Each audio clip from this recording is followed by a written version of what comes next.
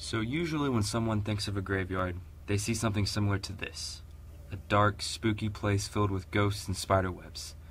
When I started my analysis of Pendleton cemetaries, I felt the same way, and I'm hoping this video can help redeem the graveyard image by showing you what I learned.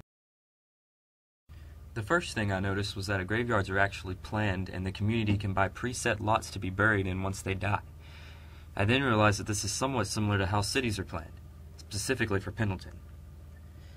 So I guess you could say even graveyards are like their own little cities.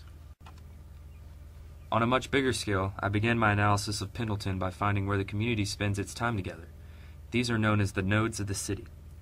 I also went ahead and marked some pretty popular landmarks within the town square. After that, I found where the Pendleton graveyards were in relation to that city square, and found that many of the cemeteries were located on the edges of town. I also noticed that all the cemeteries were on some property or very close to a church.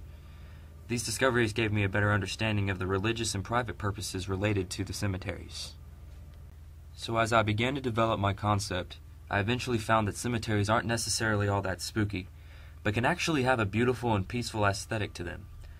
I would have to say that this was probably the main thing that I learned from this project, and this analysis gave me a whole new perspective on graveyards. I believe Italo Calvino says it best when he states that, like the city of the living, this other city communicates a history of toil, anger, illusions, emotions. Only here has all become necessary, divorced from changed, categorized, and set in order.